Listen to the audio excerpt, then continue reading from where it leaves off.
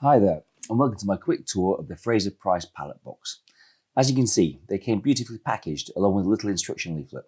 The first thing you notice about them is the weight. Made almost exclusively from brass, they're not heavy, but straight away you feel like handling a quality item. There's an elaborately engraved top, and many of them have a little plate here that can be personalised with an artist's initials. When you undo the latch, the palette unfolds to reveal 3 different mixing areas. Tucked away in here, there's a little water bottle and the 2 water wells. I assume one for dirty water, one for clean water.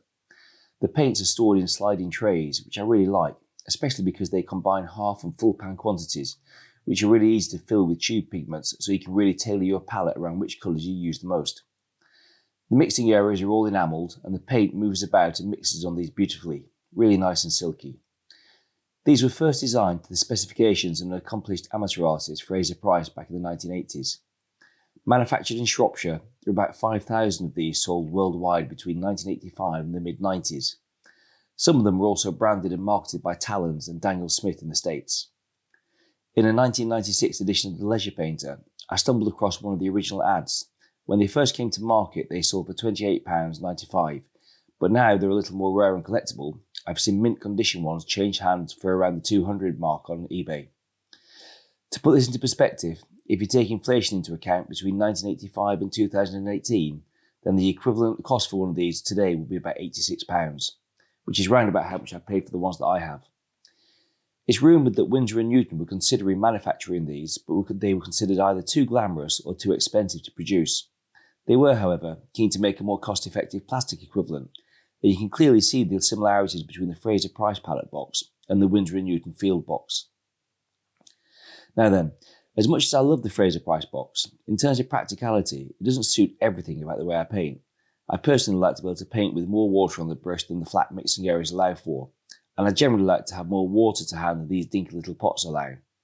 For these reasons, I decided to make a few minor modifications. So, now you've seen my Sunday Best palette box, here's the one I actually paint with.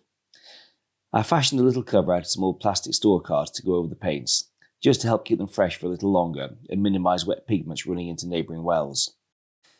As you can see, I've removed the original water bottle and water wells and have replaced them with some plastic mixing wells that allow me to mix up some larger quantities of paint. For my water, I use a separate plastic container. You can buy these in sets of 3 from lots of art suppliers, but what's great about this is the little hooked lip.